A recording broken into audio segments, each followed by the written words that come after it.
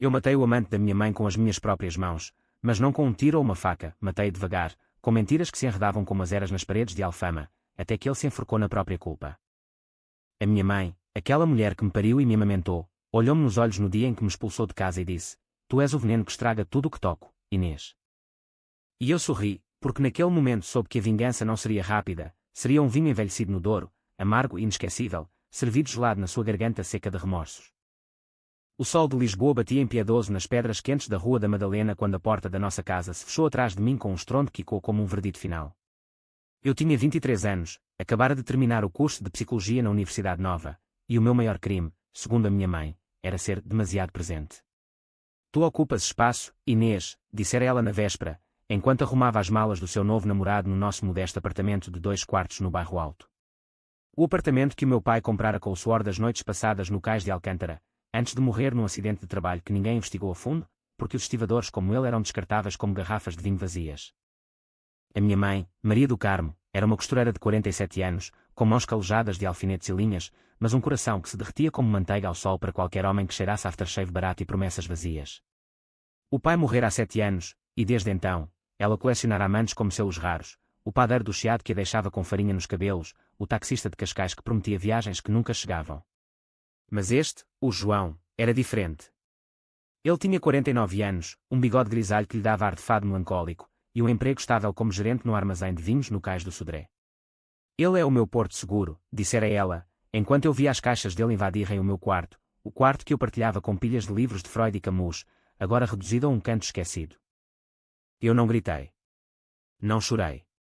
Em vez disso, peguei na minha mochila velha, meti lá dentro o portátil, uns quantos livros e a foto amarelada do pai a sorrir com um copo de porto na mão, e saí. O ar de Lisboa cheirava a mar e a pastéis de nata frescos da Confeitaria Nacional, mas para mim, naquele momento, era só azedo, como o cheiro de traição que se agarra à pele. Desci as calçadas irregulares até à estação de metro do Rossio, o coração a martelar como o sino da igreja de São Domingos após um incêndio. Onde iria? Tinha uma amiga, a Sofia, que estudara comigo e agora partilhava um quarto minúsculo em Belém, perto do Mosteiro dos Jerónimos. Vem cá, Inês, a casa é tua, dissera ela ao telefone, a voz tremendo de pena. Pena, essa era a moeda corrente da minha vida desde que o pai morrera. As tias com os seus, coitadinha da Inês, os vizinhos com olhares que diziam, a viúva vai casar outra vez, e a filha que se amanhe. Cheguei a Belém ao fim da tarde, o Tejo a brilhar como um espelho partido sob o sol poente. Sofia abriu a porta com um abraço que cheirava a café e a livros velhos. O quarto dela era um caos organizado, pôsteres de Amália Rodrigues nas paredes, uma secretária atulhada de apontamentos de direito, e uma cama desarrumada onde caberíamos as duas, se precisasse. Conta-me tudo, disse ela, servindo-me um copo de vinho verde fresco da cave do pai dela, que era de Braga. E eu contei. As palavras saíam como um rio represado, caudaloso e impiedoso. Como a mãe me acordara de madrugada para dizer que o João ia mudar-se connosco, como se eu fosse uma hóspede indesejada. Como ele chegara com um fato amarrotado e uma mala de cor falsa, beijando-a na boca à frente de mim, sem um olá para a filha da casa. Como, na noite anterior, eu ouvira os gemidos deles através da parede fina, e sentira nojo, não só pelo som, mas pela facilidade com que ela me trocara por aquilo, um homem que mal me olhava nos olhos. És a minha filha, mas ele é o meu futuro, dissera ela, enquanto me ajudava a empilhar as minhas roupas numa caixa de cartão. O futuro. Que futuro era aquele, num apartamento onde o cheiro de bacalhau à Brás se misturava agora com o tabaco dele? Eu pensei no pai, no modo como ele me ensinara a jogar xadrez na mesa da cozinha, movendo as peças com paciência de quem sabe que a vida é um jogo de esperas longas. A vingança é um prato frio, Inês, dissera ele uma vez, rindo, sem saber que aquelas palavras me ficariam gravadas como uma tatuagem invisível na alma. Mas eu não queria vingança ainda. Queria sobrevivência. Sofia ouviu em silêncio, os olhos castanhos arregalados, e quando acabei, disse, ela é uma idiota, Inês. Mas tu és forte. Vais arranjar um emprego, um lugar teu. Lisboa é grande o suficiente para todos. Naquela noite, deitada na cama estreita ao lado dela, o som distante dos elétricos subindo a colina ecoava como um lamento de fado. Eu não dormi. Em vez disso, revivi cada momento, o dia em que a mãe chorara no funeral do pai, agarrada a mim como se eu fosse a âncora dela, as noites em que costurávamos juntas vestidos para as feiras de artesanato em Sintra, rindo de clientes exigentes, os natais com rabanadas e histórias do avô pescador no Algarve. Como é que tudo se desfizera num piscar de olhos? Culpa dela. Minha. Ou do João, com o seu sorriso oleoso e mãos que pareciam garras de polvo. Não, eu não o culparia ainda. Culpar era fácil, compreender era o que doía. E eu, com o meu curso de psicologia fresco na memória, sabia que o compreender era o primeiro passo para desmontar. Os dias seguintes foram um borrão de currículos enviados por e-mail e entrevistas em cafés abafados do Chiado. Encontrei trabalho como assistente numa clínica de terapia familiar em Saldanha, irónico, não era? A doutora Isabel, uma mulher de 50 anos com óculos de armação vermelha e sotaque de Coimbra, contratou-me na hora. Tens fogo nos olhos, rapariga. Isso serve para ouvir os outros. Eu sorria, mas por dentro, o fogo era para mim mesma. Todas as noites, voltava para Belém e ligava o telefone para a mãe. As chamadas eram curtas, frias. Estou bem, mãe. E tu? O João está a tratar de tudo. Vem buscar as tuas coisas quando quiseres. Mas eu não ia. Deixava-as lá, como um fantasma no armário, a lembrar-lhe da minha ausência. Uma semana depois, o inevitável aconteceu. Recebi uma mensagem dela: Inês, preciso de falar contigo. O João. Ele terminou. Diz que és tua culpada. Vem a casa, por favor. O meu coração parou por um segundo, depois acelerou como um carro de corrida na marginal. Culpa. Minha. Eu, que nem uma palavra lhe dissera. Peguei no casaco e saí para a rua, o ar de outono úmido colando-se à pele. O elétrico 28 balançava nas curvas de Alfama como um bêbado, e eu sentei-me ao lado de uma turista que lia um guia de viagem, alheia ao drama que se desenrolava na minha cabeça. Culpa. A palavra ecoava como um refrão de fado triste. O que teria ele dito? Que eu o olhava torto. Que a minha presença o sufocava. Ou pior, que eu era a serpente no paraíso deles. Cheguei à porta da casa com as pernas a tremer, mas o rosto composto como uma máscara de comédia dell'arte. A mãe abriu, os olhos inchados de choro, o cabelo grisalho solto como ervas daninhas. Entra, filha. Entra. O apartamento cheirava a vazio, as caixas dele tinham ido, mas o eco delas permanecia. Sentámo-nos à mesa da cozinha, a mesma onde o pai cortava pão com a faca de mola. Ele disse que tu o odiavas desde o primeiro dia, começou ela, a voz rouca. Que fazias comentários sarcásticos, que o acusavas de me roubar de ti. E eu? Eu acreditei, Inês. Acreditei porque ele chorava, porque me pedia para te mandar embora para salvar-nos. As lágrimas dela caíam como gotas de chuva no Douro, mas eu não as limpei. Em vez disso, perguntei, calma, e agora? Agora que ele te deixou, sou eu a vilã. Ela assentiu, devagar, e nesse aceno, viu o abismo da sua alma, uma mulher partida, que trocara a filha pela ilusão de um amor que durava o tempo de uma garrafa de vinho. Ele disse que tu o ameaçaste. Que ias contar mentiras sobre ele aos amigos dele no armazém. Mentiras. Eu nem o conhecia. Mas algo se acendeu em mim, um fósforo no escuro. Não era só raiva, era clareza. Ele plantara as sementes da discórdia, e ela regara-as com a sua necessidade desesperada de ser amada. Mãe, disse eu, levantando-me, tu expulsaste-me por ele. Agora, ele usa-me como desculpa para fugir. Quem é o veneno aqui?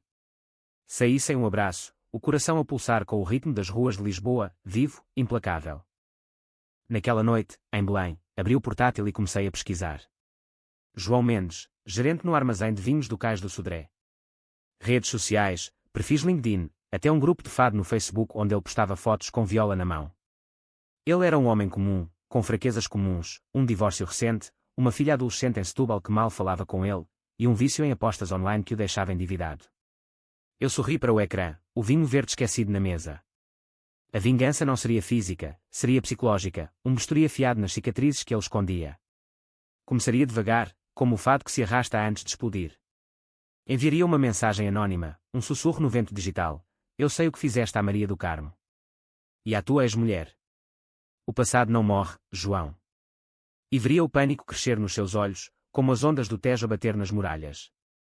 Mas antes disso, precisei de tempo para processar. Os dias seguintes foram de rotinas forçadas, turnos na clínica, onde ouvia mães a queixar-se de filhos rebeldes, ironia que me fazia rir por dentro, noites com Sofia, a partilharmos garrafas de alentejano e histórias de amores falhados. Ele merece sofrer, disse ela uma noite, os olhos brilhando à luz da vela. Mas tu, Inês, não te percas nisso. Perder-me? Eu já estava perdida, flutuando no mar de traições familiares como um barco sem leme no Atlântico. Mas o curso de psicologia ensinara-me uma coisa: a mente humana é um labirinto, e quem conhece os caminhos pode guiar o outro para o centro, ou para o precipício. As semanas que se seguiram àquela conversa com a mãe foram como um vinho tinto deixado a respirar, inicialmente áspero, depois revelando camadas de complexidade amarga. Eu instalara-me de vez no quarto de Sofia, transformando o espaço num ninho precário de livros empilhados e roupas penduradas em cabides improvisados. Belém, com as suas vistas para o Tejo e o cheiro constante de maresia misturado com o aroma de pastéis de nata da pastelaria de Belém, tornara-se o meu refúgio. Mas refúgios são ilusões, e o meu era frágil como o azulejo rachado nas paredes do mosteiro. Na clínica, a doutora Isabel notara a mudança em mim. Estás distraída, Inês? Os pacientes sentem isso. Conta-me. Eu sorri, desviando o olhar para a janela que dava para o jardim interior, onde uma oliveira centenária balançava ao vento. É família, doutora. A velha história portuguesa, amor, perda, e o diabo no meio. Ela riu, um riso rouco de quem fumara demasiado na juventude. Família é o nosso fado particular. Mas lembra-te, a terapia é para curar, não para vingar. Curar. A palavra pairava no ar como fumo de cigarro. Eu curava os outros, casais em crise, filhos abandonados, mães viúvas como a minha, mas quem me curaria a mim? O plano contra o João germinava devagar, como as videiras nos chocalcos do Douro. Pesquisei mais, descobri que ele tinha um perfil no Tinder, fotos dele com camisa aberta no areal de Carcavelos, fingindo ser o galã de praia que não era. A ex-mulher, Ana, vivia em Setúbal, trabalhava como enfermeira no hospital local e postava fotos da filha, a Rita, uma miúda de 15 anos com olhos tristes e cabelo tingido de azul. Um comentário num post antigo dela chamara-me a atenção. Ele deve-te dinheiro há anos, Ana. Não percas mais tempo. Anónimo, claro. Alguém do círculo dele. Eu criei um e-mail falso, Verdades Escondidas, PT, e enviei a primeira mensagem. João, lembro-me de como trataste a Ana. E agora a Maria. Cuidado, o karma português é como o bacalhau, seco e cheio de espinhas. Não esperei por resposta. Em vez disso, comecei a observar. Um sábado, fingi um passeio pelo cais do Sodré e passei pelo armazém. Ele estava lá, debruçado sobre papéis, o bigode a tremer enquanto falava ao telefone. Parecia normal, mas eu via as fissuras, o modo como esfregava as têmporas, como se a cabeça doesse de segredos. Voltei para casa e contei a Sofia, que abanou a cabeça. Estás a brincar com fogo, Inês? E se ele descobre? Descobre o quê? Que a filha traída quer justiça. Justiça. Outra palavra bonita para vingança disfarçada. A mãe ligava mais vezes agora, a voz um misto de súplica e acusação. Ele não atende as minhas chamadas, Inês. Diz que precisa de espaço, mas eu sei que é por tua causa. O que lhe disseste? Nada, respondia eu, a mentira saindo suave como seda. Mas por dentro, o ódio fervia como o caldo verde no fogão dela. Odiava-a por me ter escolhido a ele, odiava-o por a ter manipulado, odiava-me por ainda sentir o laço que nos unia, frágil como fio de linho. Uma noite, após uma chamada particularmente venenosa, tu sempre foste ciumenta, desde pequena. Peguei no telefone e enviei outra mensagem ao João. A Maria chora todas as noites por ti. Mas tu? Apostas o salário no casino online. Ela merece melhor que um jogador. A resposta veio rápida, quem és? Para de me chatear ou chama a polícia. Sorri para o ecrã, os dedos a voar no teclado. Sou o eco do teu passado, João. A Ana mandou saudações. E a Rita? Ela sabe das dívidas. Silêncio depois disso. 2 dias. Eu trabalhava, comia sandes de pernil na hora de almoço com colegas que riam de anedotas sobre o trânsito de Lisboa, mas a minha mente era um teatro de sombras, encenando o colapso dele. Na clínica, um paciente, um homem de meia-idade chamado Manuel, confessou-me, a traição da família é pior que a de um amante. Deixa-te oca por dentro. Eu anotei, mas por dentro, pensei, oco é o que vais sentir, João. Sofia começou a preocupar-se de verdade. Estás a mudar, Inês. Os teus olhos parecem os da minha avó quando contava histórias de vingança no Minho. A avó dela era uma mulher de ferro, que uma vez queimara o celeiro do vizinho por roubar-lhe as galinhas. Muda para melhor, respondi, mas sabia que não era verdade. A vingança estava a corroer-me, como o sal do mar na pedra das falésias da costa da Caparica. Ainda assim, continuei. Criei um perfil falso no Facebook, amiga da Ana, e adicionei-o. Ele aceitou, curioso ou desesperado. Publiquei fotos antigas, roubadas de perfis públicos, da Rita sozinha em Setúbal, com legendas subtis, filhas merecem pais honestos. Ele reagiu com um like hesitante, depois mensagens privadas: o que queres? Dinheiro. Não queria dinheiro. Queria o pavor que o faz acordar a suar frio, o tipo de pavor que sentira quando a porta se fechou atrás de mim. Quero que te lembres, respondi. De cada mentira. Ele bloqueou o perfil, mas era tarde. O veneno estava ingestado. Naquela semana, a mãe apareceu à porta de Sofia sem avisar, o rosto pálido como queijo de azeitão. Inês, por favor. Ele terminou mesmo. Diz que tu ameaçaste com coisas do passado. Ajuda-me a reconquistá-lo. Reconquistar. A palavra era um soco no estômago. Ajudei-a a sentar-se no sofá poído, servi-lhe chá de camomila da erva doce, e ouvi. Ele dissera-lhe que eu era obcecada, que espalhara rumores no armazém sobre ele ser um devasso. Devasso, que palavra deliciosa, saída de um romance de Essa de Queiroz. Eu não disse nada, mãe, menti, a voz suave como o fado de Marisa. Ele é que te está a usar como bode expiatório. Ela chorou então, os soluços ecoando no quarto pequeno como o lamento de uma gaivota no Tejo. Abracei-a, sentindo o cheiro familiar de sabão de azeite e desespero, e por um momento, odiei-me mais do que a ela. Mas o momento passou. Quando ela saiu, prometendo pensar nas coisas, eu voltei ao portátil. Mais uma mensagem: o armazém sabe das tuas apostas, João. Ou só a Maria? Desta vez, nenhuma resposta. Mas no dia seguinte, ouvi através de um colega, um rapaz que trabalhava em part-time no cais, que o João fora confrontado pelo chefe por problemas pessoais que afetavam o trabalho. O ciclo começava. Eu sentia o poder, frágil como vidro de Murano, mas cortante. Sofia confrontou-me nessa noite, após eu chegar tarde de uma caminhada pelo padrão dos descobrimentos, onde o vento atlântico limpava a mente. Para com isto, Inês. Estás a tornar-te como ele, manipuladora. Manipuladora. A acusação doía porque era verdadeira. Mas respondi, ele começou. Eu só acabo. E assim, a teia tecia-se, fio a fio, enquanto Lisboa dormia sob as estrelas indiferentes. Os meses de inverno aproximavam-se, com o ar a cheirar a castanhas assadas nas ruas do Chiado e luzes de Natal a piscar nas montras da Baixa. Eu mudara de emprego ligeiramente, agora facilitava grupos de apoio para vítimas de abuso emocional na clínica, e cada história me alimentava o plano. Uma mulher, a Teresa, contou como o marido a isolara da família, outra, a Joana, como a mãe preferira um novo companheiro à filha. É como se fosses tu, disse Joana, e eu assenti, os nós dos dedos brancos de tanto apertar a caneta. Era eu. E por isso, a vingança era inevitável. Contactei a Ana através de um número encontrado online, um anúncio de serviços de enfermagem em Setúbal. Sou amiga da Maria, de Lisboa. O João. Ele está a magoá-la como magoou-se. Ela respondeu rápido, a voz no telefone um misto de cansaço e fúria. Aquele porco. Deve-lhe dinheiro à Rita para a escola. Se souberes de algo, diz. Eu disse. Não tudo, mas o suficiente, as apostas, as mentiras, o modo como ele usava mulheres como escadas para subir e depois a chutava. Ajuda-me a avisar o armazém, pedi. Ela hesitou, mas concordou. Pela Rita. O golpe seguinte foi orquestrado como uma sinfonia de Vivaldi. Ana enviou e-mails anónimos ao chefe do João, com extratos falsos mas convincentes de dívidas de jogo. Eu adicionei o toque pessoal, uma carta enviada pelo correio, com recortes de jornais sobre divórcios amargos em Portugal, e uma nota: a Maria sabe agora. Corre. Ele entrou em pânico, viu no cais, a correr para o elétrico com o casaco ao avesso, o rosto cinzento como o céu de novembro. A mãe ligou histérica, ele desapareceu. Inês. Diz que vai processar-me por causa das tuas mentiras. Mentiras. O espelho virava-se para ela agora. Eu sentia o gosto da vitória, salgado como lágrimas, mas também o vazio que vem depois.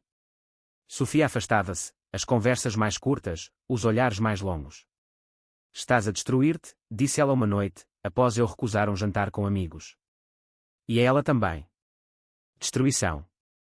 Sim, era isso. Mas na psicologia, sabemos que a catarse vem do caos. E o meu caos estava apenas a começar a dançar. O Natal chegou a Lisboa como um convidado indesejado, com luzes a piscar nas ruas do Bairro Alto e o cheiro de filhós e rabos de tora a invadir os becos, mas para mim, era só mais uma data marcada no calendário da dor. A mãe convidara-me para a ceia na nossa, agora dela, casa, para fazermos as pazes, Inês. O João foi embora de vez. Culpa tua ou não, és a minha filha. Culpa tua. As palavras ecoavam como o sino da Basílica dos Mártires, chamando os fiéis para a missa que eu não frequentava desde a morte do pai. Fui, claro. Não por perdão, mas por curiosidade, queria ver as rachaduras na fachada dela, agora que o estuque do amor dele se desfizera. A casa estava decorada com modéstia, uma árvore de plástico com bolas vermelhas desbotadas, um presépio onde o menino Jesus parecia olhá-la com pena. Ela cozinhara sozinha, bacalhau à consoada, perfeito como sempre, o miolo a desfazer-se em lascas brancas sob o garfo. Sentámo-nos à mesa, o silêncio pesado como o ar antes de uma tempestade no Estoril. Ele levou tudo, começou ela, cortando um pedaço de pão. O televisor novo, as toalhas que compramos juntas no El Corte Inglés. E o pior, disse aos vizinhos que eu era instável, que tu me manipulavas contra ele. Manipulavas. A ironia era um vinho azedo na língua. E acreditaste? Perguntei, os olhos fixos no prato. Ela baixou o olhar, as mãos a tremer ligeiramente. No início, sim. Ele era convincente, Inês. Contava histórias da ex, da filha. Dizia que tu eras como ela, possessiva. Possessiva. A palavra era um espinho no coração. Eu, que passara noites a estudar casos de alienação parental, agora era alienadora na narrativa dela. E agora, insiste, servindo-lhe mais vinho do Alentejo, o líquido rubi a brilhar à luz da vela. Agora sei que ele era um mentiroso. Mas dói, filha. Dói saber que te magoei por causa dele.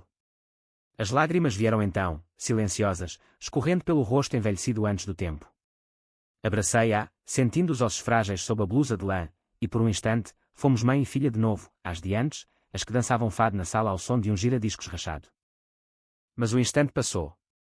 Naquela noite, após a consoada, enquanto ela lavava a louça e eu secava, perguntei, o que ele te disse exatamente sobre mim?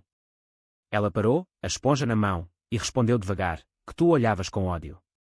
Que uma vez, quando ele chegou tarde, tu disseste que ele era um parasita. E que ameaçaste contar ao chefe dele sobre coisas antigas. Coisas antigas. As apostas, as dívidas, o veneno que eu plantara. Sorri por dentro, mas por fora, suspirei. Mãe, ele inventou isso para te afastar de mim. É o seu padrão, culpar as mulheres pela sua fraqueza. Ela assentiu, mas via dúvida nos olhos, a semente que ele deixara crescer. Saí de lá com uma caixa de sobras e o coração mais pesado. O plano contra João acelerara na minha ausência, Ana ligara-me na véspera, a voz excitada. O chefe dele suspendeu-o por uma semana. Descobriram as apostas através de um colega que viu os e-mails. E-mails que ela enviara, guiada pelas minhas sugestões. Agora ele liga-me, suplicando para não contar à Rita. Eu ri, um riso baixo e perigoso. Não contas. Deixas-no ferver no próprio molho. Desliguei e caminhei pelas ruas iluminadas, o bulício dos grupos de amigos a cantar canções de Natal contrastando com o vazio dentro de mim. Vingança era doce, mas deixava um travo de cinza na boca. De volta a Belém, Sofia esperava-me com chocolate quente e um olhar de censura. Natal com a bruxa. Corajosa. Contei-lhe tudo, omitindo os detalhes do plano, ela não precisava saber quão fundo eu cavara o poço. Ela está arrependida, disse. Mas o arrependimento não apaga o que fez. Sofia abanou a cabeça, os caracóis pretos a dançar. E tu? Estás a perdoar ou a planejar o próximo golpe? O próximo golpe. Eu não respondera, mas na mente, já o via, envolver os amigos dele no cais, espalhar sussurros como o vento do norte que traz geada ao Tejo. O ano novo trouxe chuva, copiosa e impiedosa, transformando as calçadas de Lisboa em rios escorregadios. Eu mudara-me para um quarto próprio em Alcântara, num prédio antigo com vista para o estaleiro onde o pai trabalhava outrora. O aluguer era barato, pago com o salário da clínica e ajudas de Sofia, e o espaço era meu, paredes brancas para pintar com as minhas próprias sombras. Ali, sozinha, o plano floresceu. Criei mais perfis falsos, um como colega do armazém, outro como amiga da Rita. Publiquei em grupos de ex-funcionários, cuidado com o João Mendes, deve salários e mente sobretudo. Os likes e partilhas multiplicaram-se como peixes no rio Nabão. Ele reagiu como esperado, uma mensagem desesperada para o e-mail falso. Para, quem quer que sejas. Eu sei que é Inês. A tua mãe contou-me sobre ti, a psicóloga amargurada. Amargurada. A palavra era um chicote. Respondi, a minha mãe. Ela chora por ti todas as noites. Mas tu? Foges como um rato do navio. Bloqueou-me, mas o dano estava feito. No trabalho, ouvi através da rede de fofocas lisboetas que ele fora demitido, problemas com a integridade, dissera o chefe. Sem emprego, as dívidas acumularam-se, e ele voltou para Setúbal, arrastando-se aos pés da Ana. Liguei à mãe uma tarde de janeiro, enquanto a chuva batia na janela como unhas impacientes. Ele foi demitido, mãe. E voltou para a ex. Silêncio do outro lado, depois um soluço. Por tua causa, Inês. O que fizeste? Fizeste. A inversão era perfeita, como um espelho partido que reflete a culpa no observador. Nada que ele não merecesse. Tu escolheste-o sobre mim. Desliguei antes que ela respondesse, o coração a galopar como um cavalo selvagem nas planícies de Alentejo. Culpa. Ela começava a senti-la, devagar, como um vinho que se infiltra na terra seca. Na clínica, os grupos de apoio tornaram-se o meu confessionário invertido. Ouvir as histórias alheias alimentava a minha. Uma mulher de Oeiras contava como o filho a culpara pela depressão do pai, um homem de Loures, como a mãe o expulsara por um padrasto alcoólico. Vinguei-me sabotando o carro dele, confessou ele, e eu anotei, fascinada. Sabotagem. Não física, mas emocional, era a minha especialidade agora. A doutora Isabel chamou-me ao gabinete um dia. Estás a brilhar, Inês, mas é um brilho perigoso. Cuida-te. Cuida-te. Palavras de sábia, mas eu já estava além do cuidado, navegava em águas profundas, onde os tubarões dançam. Sofia visitava-me aos fins de semana, trazendo queijos de Serra da Estrela e vinhos do Dão, tentando puxar-me de volta à luz. Vamos ao fado no Senhor Vinho, propunha, mas eu recusava. O fado era para almas partidas, a minha ainda sangrava, mas o sangue era combustível.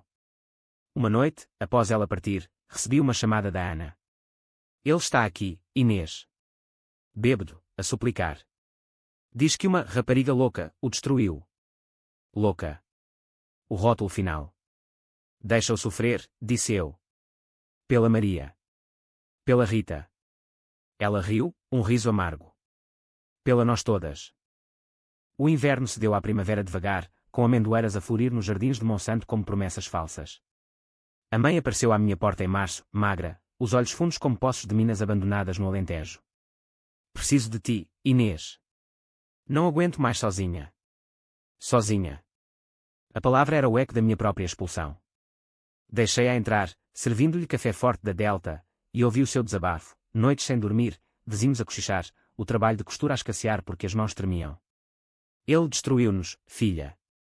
Mas eu deixei. Deixei. O primeiro passo para a redenção, ou assim esperava a psicóloga em mim. Abracei-a, sentindo o calor do seu corpo frágil, e sussurrei, vamos reconstruir. Juntas. Mas por dentro, o plano não parava. O golpe final contra João estava pronto, envolver a polícia nas dívidas não pagas à Rita, com provas forjadas mas plausíveis. Ele seria arrastado para tribunal, um homem quebrado, e a mãe veria quem era o verdadeiro veneno. Culpa. A dela, a dele, a minha. Todas se entrelaçavam como as ruas labirínticas de Alfama, levando ao coração do drama.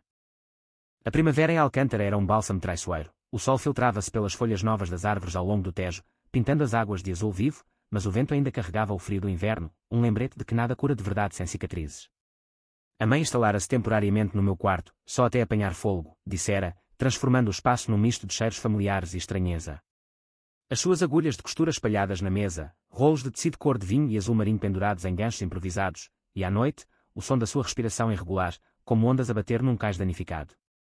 Eu observava a psicóloga em mim a dissecar cada gesto, o modo como evitava o meu olhar ao pequeno almoço, como enchia os silêncios com histórias triviais do bairro, como se o elefante na sala, o João, a expulsão, as mentiras, fosse invisível. Quero ajudar-te a encontrar trabalho melhor, disse eu uma manhã, enquanto partilhávamos pão com chouriço e café. Ela assentiu, os olhos a brilhar com uma gratidão forçada. Obrigada, Inês. Eu errei tanto. Errei. A confissão era um fio solto na tapeçaria da nossa relação, e eu puxava-o devagar, vendo os padrões desfazerem-se. Mas por baixo da compaixão, o plano fervia. Ana enviara-me documentos, extratos bancários falsificados mostrando transferências não feitas para a educação da Rita, assinaturas digitais que pareciam autênticas. Usa-os com cuidado, avisara ela. Ele merece prisão, mas não quer sujar as mãos mais. Cuidado. A palavra era um luxo que eu já não me permitia. No trabalho, a doutora Isabel promovera-me a terapeuta júnior, confiando-me sessões individuais. Os pacientes eram espelhos distorcidos da minha vida, um jovem de 25 anos, o Miguel, expulsado pelo padrasto alcoólico em Benfica, uma viúva de 50, a Rosa, que culpava a filha pela morte do marido. Ela não o apoiou o suficiente, dizia Rosa, e eu anotava, sentindo o eco na minha própria mãe. A culpa é uma âncora, Rosa, respondia eu. Puxa-a para cima, ou afoga-vos às duas. Palavras sábias, mas hipócritas, a minha âncora era a vingança, e eu mergulhava mais fundo. Sofia visitava-nos aos domingos, trazendo bolos de arroz da fábrica de Belém e tentando restaurar a normalidade. Parecem uma família de novo, comentava, mas os seus olhos viam o que eu escondia, as noites em que me levantava para checar e-mails falsos, o brilho febril nos meus olhos ao ler as últimas notícias sobre João. Ele estava em Setúbal, vivendo num quarto alugado acima de uma tasca, trabalhando como estafeta para a Uber Eats, humilhação perfeita para um homem que se via como o rei do cais. Ana contava-me tudo, ele evita a Rita, diz que precisa de tempo. Mas ela odeia-o agora, graças a ti. Graças a ti. O elogio era um veneno doce. Uma tarde de abril, enquanto a mãe costurava um vestido para uma cliente de Estoril, azul como o céu de Cascais, dizia ela, decidi avançar. Enviar os documentos à polícia de Setúbal via e-mail anónimo, com uma carta, fraude familiar, João Mendes deve milhares à filha menor. Provas em anexo. O relatório era meticuloso, inspirado nos casos que estudara na universidade, com referências a leis portuguesas sobre responsabilidade parental. Horas depois, Ana ligou, a polícia esteve aqui. Interrogaram-no. Ele gritou que era uma conspiração, mencionou o teu nome. O meu nome. O medo subiu como baile, mas eu ri. Deixa-o gritar. O sistema mastiga mentirosos como ele. A mãe notou a minha distração nessa noite, enquanto jantávamos sopa de cação, a receita do avô, com coentros frescos do mercado de Alcântara. O que se passa, Inês? Pareces longe. Longe. Eu estava, num labirinto mental onde cada viragem levava mais dor para ele. Nada, mãe. Só o trabalho. Ela tocou-me a mão, os dedos calejados quentes. Sinto-me culpada, sabes? Por te ter expulsado. Foi como perder o teu pai outra vez. Perder. A palavra abriu uma fenda no meu peito, e por um momento, quis confessar tudo, o e-mail, as mentiras, o ódio que me consumia. Mas fechei a fenda, sorrindo. O passado é passado. Concentra-te no futuro. O futuro dela era frágil, encontros com uma amiga de infância em Sintra, aulas de yoga no Parque Eduardo VII para encontrar paz. Eu incentivava, mas por dentro, calculava. Se João caísse, ela reconstruiria. Ou a culpa a engoliria como o nevoeiro do Tejo engole os barcos. Sofia confrontou-me num café do Chiado, sob as arcadas do armazém do Chiado, com capuccinos a fumegar. A tua mãe está a melhorar por tua causa, mas tu estás a escavar o teu próprio túmulo com esta obsessão. Obsessão. Verdade. Mas respondi, é justiça, Sofia. Ele quebrou-nos, eu recompomos. A investigação policial avançou rápido, Portugal não perdoa fraudes familiares, especialmente com menores envolvidos. João foi detido numa operação surpresa, algemado à porta da tasca em Setúbal, perante olhares curiosos dos vizinhos. As notícias locais cobriram, ex-gerente acusado de burla à filha. Ana enviou uma foto, ele, desgrenhado, olhos selvagens, a ser levado para o carro-patrulha. Acabou, disse ela. Acabou. Não para mim. Liguei à mãe no dia seguinte, fingindo surpresa. Ouvi no rádio. O João. Preso. Silêncio, depois um gemido. Meu Deus. O que fizemos para merecer isto? Fizemos. A culpa dela regressava, e eu alimentava-a, nada, mãe. Ele fez por si. Ela desabou então, chorando no telefone como uma criança. Eu acreditava nele, Inês. Acreditava que tu eras o problema. Perdoa-me. Perdoa. A palavra era uma chave, mas a porta que abria levava a mais escuridão. Eu perdoo, mãe. Mas e ele? Ele perdoa-nos. Desliguei, o coração a latejar com o ritmo das gaivotas sobre o rio. A vingança atingira o clímax, mas o vazio que se seguia era um abismo. Na clínica, um paciente novo, o António, um reformado de Lisboa Factory, disse: a raiva é como o vinho, boa em moderação, mas em excesso, embriaga e destrói. Eu sabia. Mas o excesso era o meu vinho agora. Sofia convenceu-me a uma escapadela ao Algarve, para limpar a cabeça. Fomos de comboio, o Sud Expresso balançando através de campos de sobreiros em Alentejo, o sol a aquecer a pele como um abraço antigo. Em Lagos, alugámos uma casa pequena perto da Praia da Luz, com paredes caiadas e o som das ondas a invadir as noites. Esqueço, disse ela, enquanto comíamos cataplana de marisco num restaurante à beira-mar. Esquecer. Tentei, nados no Atlântico gelado, caminhadas pelas falésias onde o vento uivava segredos ancestrais, noites de vinho moscatel sob as estrelas. Mas o telefone vibrava com atualizações de Ana, João libertado sob fiança, mas com processo pendente, a Rita a recusar vê-lo. Ele está destruído, escreveu ela. Destruído. A palavra era êxtase e náusea. De volta a Lisboa, a mãe mudara, cortara o cabelo curto, inscrevera-se num curso de corte e costura avançada em Campolide, e sorria mais, sorrisos frágeis, mas reais. Estou a renascer, Inês, disse, mostrando-me um vestido novo, fluido como as águas do Tejo. Renascer. Eu invejava-a. O meu renascimento era estagnado, preso na teia que tecera. A doutora Isabel chamou-me para uma conversa, de colega para colega. Estás a queimar-te, Inês. A vingança consome o vingador. Queimar. Sim, sentia o fogo interior, lambendo as bordas da sanidade.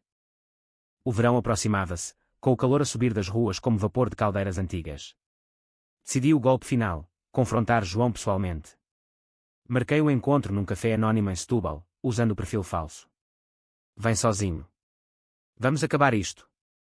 Ele veio, claro, o desespero é um ímã para tolos. Sentou-se à minha frente, o rosto envelhecido 10 anos, o bigode grisalho agora irregular. És tu, não és? A filha da Maria. Assenti, tirando os óculos escuros. Sim. E tu és o homem que destruiu a minha família. Ele suplicou então, a voz trêmula, eu errei. Mas para, a polícia, as dívidas. Eu perco tudo. Perdes. A palavra era música. Tu perdeste quando me expulsaste indiretamente. Agora, sente. Saí dali com o sol a queimar a pele, mas o frio no coração.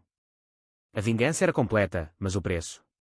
Sofia esperava-me em Lisboa com uma garrafa de Porto Tawny. Acabou? Perguntou. Acabou. Mas as cicatrizes ficavam, como as marcas nas pedras do Tejo erudidas pela maré. O verão de 2025 caiu sobre Lisboa como uma manta pesada de linho quente, com o ar a tremer sobre o asfalto do Rocio e o Tejo a refletir o céu de um azul impiedoso, sem nuvens para misericórdia. A mãe mudara-se de volta para o apartamento no bairro Alto, agora com cortinas novas que ela costurara, para deixar entrar a luz, dissera, e eu via o esforço, o modo como enchia os dias com encomendas de vestidos para turistas em Alfama, rindo com as clientes americanas sobre o charme português. Ela convidava-me para jantares semanais, pratos simples como frango na púcara ou salada de polvo, e as conversas fluíam mais fáceis, evitando o nome dele como se fosse um tabu antigo. Estamos bem agora, não estamos, Inês? Perguntava, e eu assentia, o sorriso uma máscara treinada nas sessões de terapia. Mas o bem-estar dela era uma ilusão frágil, como o castelo de areia na praia de Carcavelos antes da maré alta. Eu sabia, porque via as noites em que ela ligava, a voz embargada, sonhei com ele outra vez. Com o modo como me fez sentir viva. Viva. A palavra era um veneno residual, e eu combatia-o com paciência fingida. Ele era uma ilusão, mãe. Tu és real. Real. Nós as duas, reconstruindo tijolo a tijolo uma relação rachada como as fachadas dos edifícios do Terreiro do Paço após o terremoto de 1755. Sofia aprovava a trégua, estás a curar, Inês. Deixa a vingança para os fadistas. Curar. Tentei acreditar. O processo contra João arrastava-se nos tribunais de Setúbal, um labirinto burocrático de audiências e papéis selados que eu acompanhava através de Ana. Ele declarara-se culpado de fraude menor para reduzir a pena, 6 meses de prisão suspensa, mais pagamento de dívidas à Rita. Ele mudou de advogado 3 vezes, ria Ana ao telefone, a voz mais leve agora que a filha voltara a sorrir. Diz que foi perseguido por uma fantasma. A tua fantasma, Inês. Fantasma. Eu era isso, o espectro da sua consciência, pairando sobre as ruínas que ele construíra. Mas o triunfo era oco, nas noites quentes, deitada na cama com o ventilador a zumbir como abelhas irritadas, revivia o confronto no café, os olhos dele implorando, e sentia não júbilo, mas fadiga, a exaustão de quem carrega o peso de 2 almas quebradas. Na clínica, os pacientes testavam os limites da minha empatia renovada. O Miguel, o jovem de Benfica, progredia, encontraram um emprego em Lisboa Factory como designer gráfico, e numa sessão, disse, aprendi contigo, Inês, a raiva é energia, mas direciona-a para construir, não destruir. Construir. As palavras ecoavam enquanto eu caminhava pelo jardim da clínica, as rosas de Portugal a desabrochar vermelhas e ferozes. A doutora Isabel, com o seu olfato de mentora, sentara-me para um chá de limão. Vejo-te mais leve, mas ainda carregas algo. Fala. Falei, não tudo, omiti os e-mails, os perfis falsos, mas o suficiente, a mãe, a expulsão, o homem que nos partira. Ela ouviu, os óculos na ponta do nariz. A vingança é um ciclo, Inês. Rompo, ou ele rompe-te. Rompo-lo. O conselho era ouro, mas o ouro português é pesado. Sofia planeou uma viagem a Évora, para o festival de jazz no templo de Diana, para dançar sob as estrelas antigas. Fomos, de carro alugado, o Alentejo desfilando em planícies douradas de trigo e sobreiros centenários, o ar cheirando a terra quente e ervas silvestres. Em Évora, ficámos num albergue de pedra, com jantares de migas e ensopado de borrego em tabernas onde o vinho de reguengos corria como rio. O jazz enchia as noites, saxofones a gemerem lamentos modernos, baterias a pulsarem como corações acelerados. Dançámos, Sofia e eu, os corpos suados colados na multidão, e por horas, esqueci. Esqueci o João, a mãe, o plano que me definira como uma tatuagem invisível. Mas o esquecimento é temporário, como o orvalho na manhã alentejana. De volta a Lisboa, uma carta chegou, do tribunal, citando-me como testemunha no processo de João. Por alegadas interferências, dizia o texto seco. O pânico subiu como fumo de uma chaminé industrial em Barreiro. Como? Ele rastreara os e-mails. Ou a Ana falara demais. Liguei-lhe imediatamente. Sabes disto? Ela negou, a voz tensa. Ele anda a ameaçar toda a gente. Diz que tem provas de perseguição cibernética. Provas. O meu estômago revirou-se. Apaguei perfis, mudei passwords, mas o medo instalou-se, viscoso como o nevoeiro do Tejo ao amanhecer. Contei à mãe, omitindo detalhes. Ele está a tentar envolver-me no processo. Ela empalideceu, a agulha parando no tecido. Meu Deus, Inês. O que fizemos? Fizemos. A culpa partilhada era um laço, mas também uma corrente. Abracei-a, sentindo o tremor no seu corpo. Nada que não possamos enfrentar. Enfrentar. Naquela noite, após ela adormecer no sofá com a televisão ligada no episódio de Conta-me Como Foi, pesquisei leis de ciberperseguição. Portugal protegia as vítimas, mas as linhas eram finas, eu cruzara-as todas. Sofia veio em socorro, trazendo um advogado amigo dela de direito penal, o Tiago, um tipo alto de barbas e sotaque madeirense. Encontrámo-nos num café em Santos, com vistas para o estaleiro onde navios enferrujavam como memórias do Império. É frágil, disse ele, após ler a citação. Sem provas concretas, cai. Mas para de mexer, Inês. O monstro que criaste pode virar-se contra ti. Monstro. A palavra acertou em cheio. Assenti, prometendo. Mas promessas são como fados, cantadas com paixão, esquecidas no refrão. O verão avançava, com festas de São João em Alfama onde o martelo batido ecoava nos becos e o sardinha assada cheirava a fumo e alegria popular. A mãe juntou-se a uma, hesitante, o vestido novo rodando ao som do acordeão. Vem, Inês. Dança comigo. Dancei, o suor a colar a blusa à pele, os vizinhos a aplaudirem como se fôssemos estrelas de um filme de Manuel de Oliveira. Por um momento, éramos livres, mãe e filha, unidas no ritmo ancestral de Portugal. Mas no dia seguinte, a citação pairava, e o telefone tocou, o João, de um número bloqueado. Para com isto, Inês. Eu sei que és tu. Vou destruir-te como tentaste fazer comigo. A ameaça era um soco, mas respondi com gelo, tu começaste, quando a expulsaste de casa. Acabou para ti. Desliguei, as mãos a tremer. Sofia encontrou-me chorando no quarto, o ventilador inútil contra o calor interior. Chega, disse ela, abraçando-me. Vai à polícia. Confessa o que fizeste. Confessar. A ideia era aterradora, prisão. Escândalo. A mãe a saber a verdade. Mas o medo dele era maior que o meu.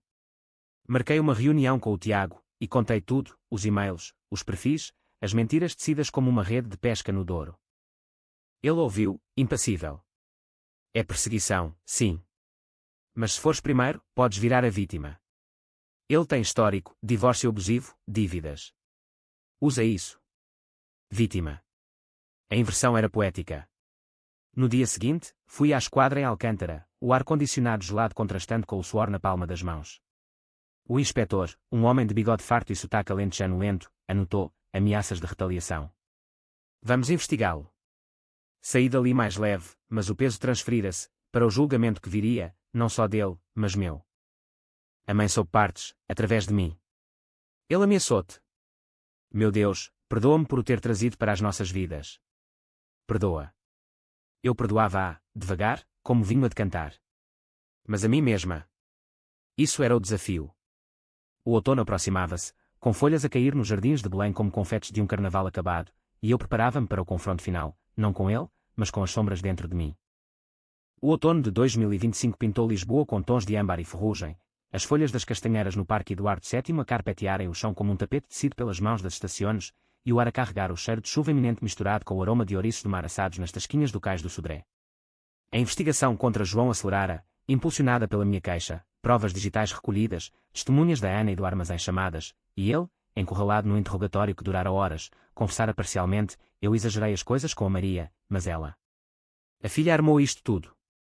Armou. A palavra era o seu último reduto, mas o inspetor alentejano vira através dela: mentiras não salvam, Sr. Mendes. Só enterram mais fundo. O tribunal marcou a audiência para novembro, num palácio de justiça em Setúbal que cheirava a papel velho e desinfetante, com colunas de mármore rachadas como veias expostas. Fui, acompanhada pelo Tiago e pela Sofia, que insistira: não vais sozinha a este circo. A mãe quis vir, mas dissuadia: fica em Lisboa, cuida da tua saúde, temendo que a visão dele a desfizesse como uma costura mal feita.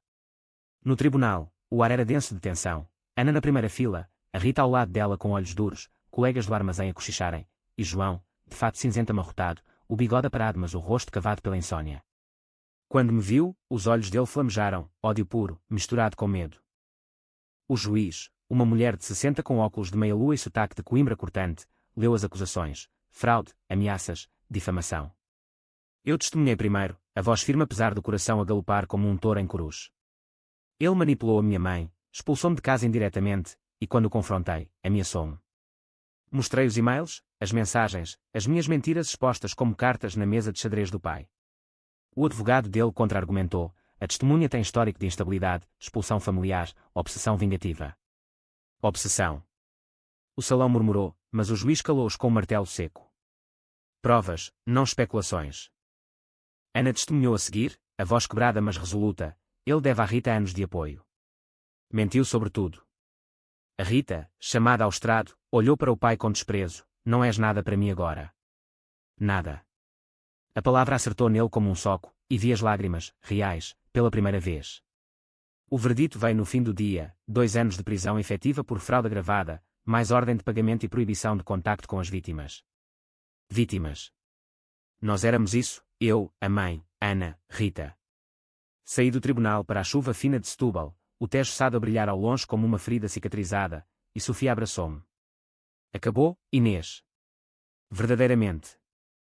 Mas acabar não é esquecer. De volta a Lisboa, a mãe esperava-me com um jantar de lampreia à bordaleza, para celebrar o fim de uma era, disse, os olhos brilhando com alívio e tristeza. Contei-lhe tudo, pela primeira vez sem filtros, os planos, as mentiras, o modo como a vingança me consumira. Ela ouviu em silêncio, o garfo parado no prato, e quando acabei, tocou-me a mão. Fui eu quem te ensinou a odiar, Inês. Não. Fui fraca. Mas tu. Tu foste forte demais. Forte. Fraca. As linhas borravam-se agora, como a chuva nas janelas do bairro alto. Sofia e eu fizemos terapia juntas, sessões duplas na clínica, onde a doutora Isabel média: a amizade é o antídoto para o isolamento da raiva. Sofia perdoou-me as distâncias, as noites de silêncio, eu perdoei-me o egoísmo. A mãe encontrou um namorado novo, devagar, um viúvo de Alfama, professor de história reformado, que a levava a concertos de fado no outro clube e a respeitava como a tapeçaria que ela era, com fios soltos mas belos. Ele não é como o João, disse ela uma noite, enquanto costurávamos juntas um cobertor de retalhos. É calmo. Como o teu pai. Como o pai. O nome dele, invocado sem dor pela primeira vez em anos. Eu avancei na carreira, um mestrado em psicologia clínica, focado em dinâmicas familiares tóxicas, com teses inspiradas na nossa história, anónima, claro. Publiquei artigos em revistas portuguesas, falando de O Ciclo da Culpa Materna Filial, e recebi e-mails de mulheres que se reviam: obrigada por dar voz ao meu silêncio. Voz. Eu dera voz à minha, gritando através de vingança, mas agora sussurrava através de cura. O Natal voltou, um ano depois, com neve rara a polvilhar as ruas de Lisboa como açúcar em Dom Rodrigos. Celebramos no apartamento dela, agora nosso de novo, eu, a mãe, Sofia, o professor, o Manuel, com rabanadas quentes e histórias à volta da mesa. O pai sorria da foto na parede, e pela primeira vez, não doía. A vingança fora o fogo que nos queimara, mas das cinzas, crescerá algo novo, resiliência, como as oliveiras alentejanas que renascem após o incêndio. Anos mais tarde, em 2030, caminhei pelas escadarias de Alfama com uma filha minha nos braços, uma miúda de olhos curiosos, herdeira de histórias que eu contaria com verdade, não mentiras. A mãe, agora a avó, costurava roupinhas para ela, as mãos firmes. A vida é um fado, Inês, disse ela uma vez, mas nós escolhemos o tom. Escolhemos. E eu escolhera o maior, não o lamento eterno, mas a melodia que sobe, desafiando o destino. Olhando para trás, do alto da colina, com o Tejo a serpentear como um rio de memórias, soube que a verdadeira vingança não fora destruir o João, fora sobreviver, amar de novo, e ensinar que a família, mesmo partida, pode ser recosturada com fios de ouro.